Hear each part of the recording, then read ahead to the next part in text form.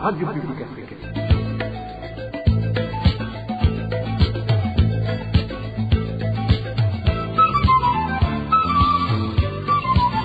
Radio Publique Africaine.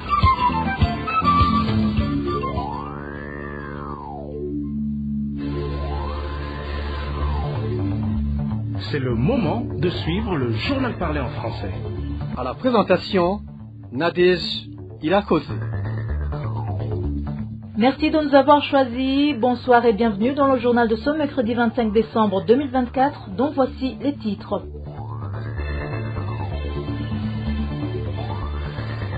Aujourd'hui, les chrétiens célèbrent la fête de Noël.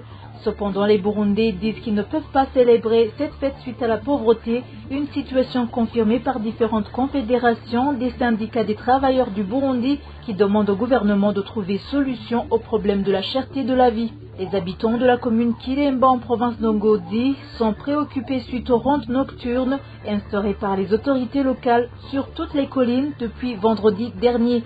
Il y a eu suspension du directeur du bureau en charge de l'environnement, l'agriculture et l'élevage en province de Bujumbura depuis ce mardi sur ordre du ministre de tutelle, car accusé d'avoir distribué des semences périmées aux agriculteurs.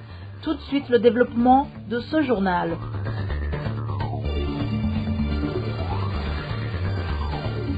Encore une fois, bienvenue. Les chrétiens du monde entier célèbrent ce mercredi le 25 décembre la fête de Noël. Les chrétiens burundais se sont également joints aux autres. À la cathédrale Regina Mundi, Monseigneur Gervais Banshimiusa, évêque du diocèse de Bujumbura, a indiqué dans son homélie que Noël est une réponse à l'homme qui désire s'approcher de Dieu. Écoutez Monseigneur Gervais Banshimiusa. Bakristu abandimwe nguko muca muvyumva Noheli rero ni inyishu y'Imana kuri iyo nyota y'abantu bamye bifuza kubona Imana bakamarana akanya bari kumwe kandi nkuko muca mubitegera. Une personne qui a la paix dans son cœur, ce que je souhaite à tous, de manquer peut-être toute autre sorte de richesse, mais que vous ayez tout au moins la paix dans vos cœurs. Avec la paix dans nos cœurs, on a tout. Quelqu'un qui a la paix dans son cœur se sent toujours tranquille et joyeux partout où il se trouve, mais une personne qui n'a pas de paix dans son cœur, quelle que soit la grandeur de sa richesse, il ne sera jamais satisfait. Ne sera jamais tranquille dans son intérieur et par conséquent, il privera les autres de cette tranquillité. Les bergers sont restés bergers, mais ils se sentaient tranquilles parce qu'ils ont réalisé qu'ils ont d'où ils proviennent. Si tu ne te connais pas toi-même, tu manques de paix. Chers frères, je sais que vous vous êtes préparés pour accueillir Dieu qui est né parmi nous et lui donner une bonne place pour qu'il remplisse de la paix dans nos cœurs.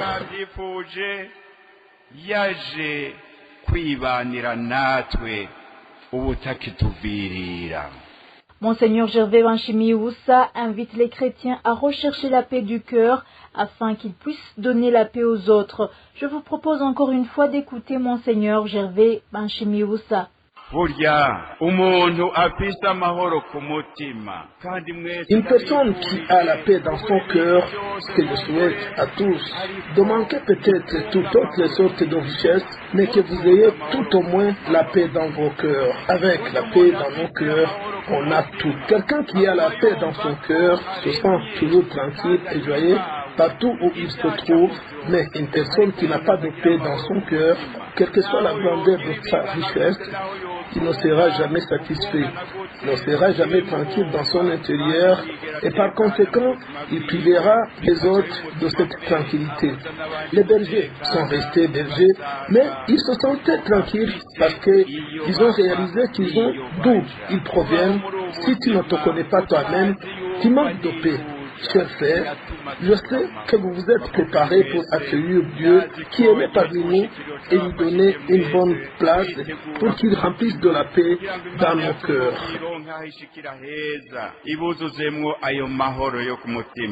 C'était Monseigneur Gervais Banshimiusa, évêque du diocèse de Bujumbura. Les fêtes de fin d'année arrivent au moment où la population de la province de Cibitoke est dans une misère extrême. Le plus dur selon cette population, c'est le fait que les prix des denrées alimentaires ont tellement grimpé contrairement aux années précédentes. Le point avec Balthazar Miburo. Cette population qui disent que ces fêtes du Nouvel An les trouvent dans une misère extrême sont du chef-lieu de la province de Cibitoke. Selon certains parmi ses habitants, la vie est devenue de plus en plus chère au point que le prix de la plupart des denrées alimentaires, les prix recherchés est très exorbitant aujourd'hui. Pire encore, à cela s'ajoute la pénurie du carburant qui est devenue compliquée presque tout ce qui reste. Ses habitants témoignent. La vie est devenue plus chère et la misère persiste chez le citoyen lambda. Même situation pour les boissons de la Brarodi qui sont presque indisponibles partout, sans oublier le manque de bus qui a causé un sérieux problème de transport, surtout pour les familles. Donc vous comprenez que la situation n'est pas du tout bonne. De plus, ces habitants précisent certaines denrées dont le prix est devenu plus cher que les autres. Parmi ces dernières figurent la viande, le riz et les boissons. Si vous avez 50 000 francs burundais sur vous aujourd'hui, on dirait que vous avez 5 000 francs de l'époque. 1 kg de la viande coûte 30 000 francs burundais pour le moment. 1 kg de riz coûte entre 5 et 6 000. Vous comprenez que nous n'avons rien préparé pour ces fêtes, car même l'huile de cuisine est devenue très chère. Nous ne sommes même pas capables de nous offrir les nouveaux habits qu'on avait l'habitude d'acheter pour ces fêtes. Désespérés, la population de la province de Cibitoke demande au gouvernement de trouver la solution à ce problème de la misère au sein de la population. Merci Balthazar Miburo. Toujours à ce propos, les confédérations syndicales COSIBU et CSB déplorent les mauvaises conditions de vie et de travail des fonctionnaires de l'État, une situation aggravée par la montée vertigineuse des produits de première nécessité. Dans une déclaration conjointe datée du 20 décembre 2024, ces confédérations syndicales demandent au numéro 1 burundais d'organiser un dialogue national avec tous les partenaires dans toutes les politiques socio-économiques concernant le monde du travail. La décortication de cette déclaration avec Emmanuel Niungeko. Les organisations des travailleurs reconnaissent les efforts du gouvernement déjà engagés pour faire respecter les prix officiels des produits de première nécessité, notamment le prix du sucre, les produits de la Brarodi et le prix du ticket de transport urbain. Malgré cela, ces organisations des travailleurs constatent que le pouvoir d'achat s'amenuise du jour au jour, eu égard à la montée vertigineuse des prix. Dans une déclaration conjointe du 20 décembre 2024, signée par la Confédération des syndicats du Burundi, COSIBU en sigle, et la Confédération des syndicat libre du Burundi CSB, elles font référence au panier de la ménagère d'un travailleur salarié burundais de niveau moyen ayant une famille composée de 6 personnes, le père, la mère et leurs 4 enfants. Cette famille dépense 40 000 francs pour une ration journalière, ce qui fait une dépense mensuelle d'1 200 000 francs burundais, le paiement du loyer avec une somme de 600 000 francs, sans parler des frais de déplacement, les frais scolaires pour les enfants et autres dépenses. L'insuffisance de revenus en matière de salaire des fonctionnaires ne leur permet pas de subvenir aux besoins de leur famille. Ces confédérations syndicales indiquent que ces mauvaises conditions de vie et de travail les incitent à solliciter des découvertes bancaires et autres crédits à gauche à droite chez leurs voisins, occasionnant souvent des ruptures de relations sociales qui existaient entre les deux parties. L'inaccessibilité des travailleurs à certains actes médicaux et paramédicaux, cas de scanner, échographie et certains cas de chirurgie est également au centre des préoccupations des représentants des organisations des travailleurs du Burundi. Ils demandent ainsi au gouvernement de prendre des mesures susceptibles d'atténuer les effets de cette flambée des prix en rendant le carburant disponible de façon permanente, stabiliser les prix des produits de première nécessité et indexer les salaires des travailleurs au coût de la vie. Les confédérations syndicales COSIBU et CSB sollicitent le numéro 1 burundais d'organiser un dialogue national avec les partenaires sociaux dans toutes les politiques socio-économiques afin d'améliorer les conditions de travail. Merci Emmanuel Niungeko. Malgré ces doléances des citoyens concernant la cherté de la vie, le président de l'Assemblée nationale du Burundi traite d'irresponsables les Burundais qui migrent vers les pays occidentaux. Pour Daniel Gelaz Ndabirabe, la plupart de ces Burundais abandonnent des postes de responsabilité au pays pour finalement choisir de travailler comme des esclaves. Suivez plutôt Daniel Gelaz Ndabirabe, le président de l'Assemblée nationale.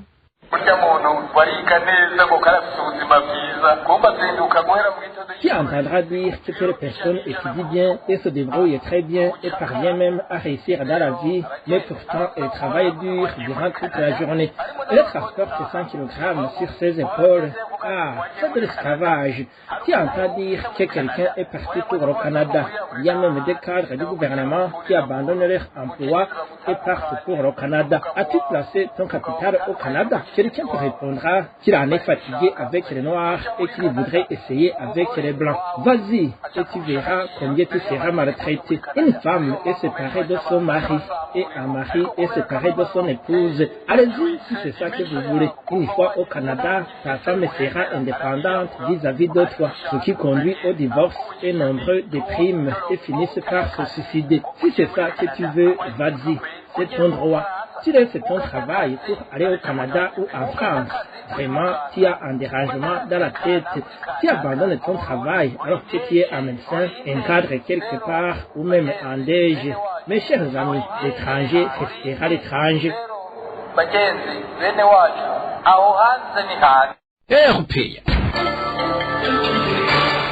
En page sécurité, organisation depuis vendredi dernier des rondes nocturnes sur toutes les collines de la commune Kiremba en province d'Ongozi. En effet, aucun homme majeur n'a le droit de dormir dans la maison. Une probable attaque contre le pays serait la cause de cette alerte lancée par les administratifs.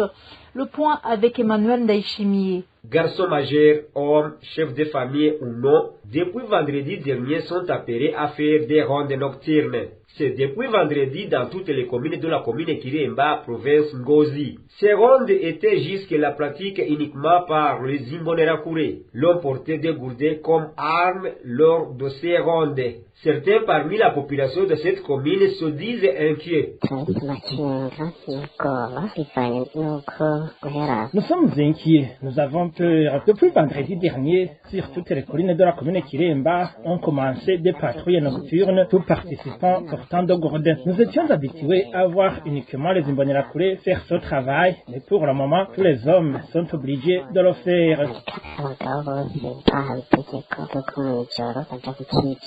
Nos sources à Kiremba indiquent que les administratifs ont annoncé que l'objectif de ces rondes est faire barrière aux ennemis qui sont préparés à perturber la paix du pays. Bagumyabanga indique qu'ils ont peur d'une attaque qui aurait été préparée par les ennemis du pays. Mais nous ne comprenons pas pourquoi cela, alors que les autorités ne cessent de clamer que la paix règne au Burundi. Les habitants de la commune Kiremba demandent que ces rondes cessent le plus tôt possible et qu'ils soient faites par des forces de l'ordre et de sécurité. La rédaction de la RPA a essayé de joindre par téléphone Emmanuel Ouizeimana, administrateur de la commune Kiremba, mais son téléphone sonnait sans que personne ne décroche. Merci Emmanuel Ndaïchimié. À présent, parlons gouvernance. Le directeur du bureau de l'environnement, l'agriculture et l'élevage en province de Bujumbura est suspendu depuis ce mardi sur ordre du ministre en charge de l'environnement, l'agriculture et l'élevage. Pour motif, le dit directeur a distribué des mauvaises semences périmées aux agriculteurs de la commune Mukike en province de Bujumbura, occasionnant ainsi une perte énorme à ces agriculteurs. Les détails avec Walter Kwizera. Daniel Mazaraïcha est le directeur du bureau en charge de l'environnement, l'agriculture et l'élevage en province de Bujumbura, qui a été suspendu dans ses fonctions sur ordre du ministre Prosper Dodiko, sorti ce mardi 24 décembre 2024. À travers la lettre lui signifiant la suspension dans ses fonctions, le ministre de l'Environnement, l'Agriculture et l'Élevage a indiqué que le principal motif de cette mesure est du fait qu'au cours de la saison culturelle A de 2024, le gouvernement du Burundi effectuait une distribution aux agriculteurs des semences subventionnées de maïs hybride de type PAN 53, mais le directeur Daniel Mazaraïcha, de son côté, a distribué aux cultivateurs de la commune Mukike, en province de Bujumbura, des semences de maïs de variété Wanak de l'année dernière de 2023 qui ont déjà perdu leur pouvoir germinatif. Ce qui a été confirmé par les représentants de 264 agriculteurs concernés par ce problème, que ces semences distribuées par l'audit directeur n'ont pas poussé, c'était lors de la réunion de ce 24 décembre 2024, comme c'est mentionné dans cette lettre. Aussi, Daniel Mazalahisha est accusé de ne pas avoir informé le cabinet du ministère de tutelle de ce problème afin qu'il puisse prendre des mesures adéquates. À cet effet, suite aux pertes qu'ont enregistrées les cultivateurs, le ministre Prosper Dodico a pris la décision de le suspendre dans ses fonctions, tout en soulignant que même les autres employés techniciens impliqués dans ce dossier seront aussi sévèrement punis. Merci à toi, Walter Kwizera. Le gouvernement burundais se serait-il substitué en commerçant? Cette inquiétude a été soulevée par un député de l'Assemblée nationale du Burundi lors de la séance plénière de ce mardi. Se basant sur l'agissement de l'Agence nationale de gestion du stock de sécurité alimentaire, ANAGESA, l'honorable Anatole Karorero trouve que ce que fait l'agence gouvernementale n'est autre que du commerce. Je vous propose de l'écouter. Il y a 48 millions et quelques qui proviendront de l'agence ANAGESA et qui serviront à acheter les fertilisants pour la saison B. Cette agence fait cette pratique alors que c'est une propriété de l'État. Pourtant, les missions de cette agence, comme ça, a été très bien élucidée par le ministre, sont au nombre de 3. C'est pour sauver la population en cas de rupture de stock ou alors que le citoyen puisse aussi en tirer profit. Mais c'est inquiétant quand nous entendons que vous achetez pour revendre. Le gouvernement ne peut pas pratiquer du commerce. Invité dans cette séance, le nouveau ministre des Finances a indiqué que l'ANAGESA n'a pas été mise en place pour se substituer au programme alimentaire mondial. Pour Nestor Nahonouye, l'ANAGESA doit agir comme un commerçant pour continuer à travailler pour l'intérêt de la population. Suivez le ministre Nestor Nahonouye.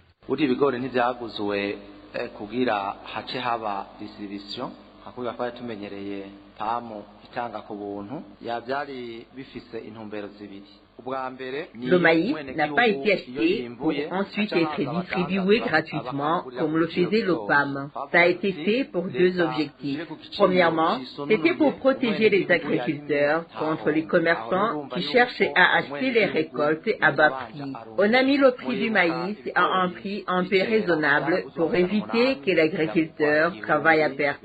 Là, vous comprenez que le paysan en a tiré profit. Vous vous rappelez qu'au début, l'on achetait le maïs à 800, à 1000 francs ou à 1200 francs. Les acheteurs étaient des commerçants. C'est ainsi que le gouvernement a pris la décision de mettre fin à cette pratique pour que le gouvernement achète le maïs à 1700 le kilo. C'est là où se trouve le premier avantage.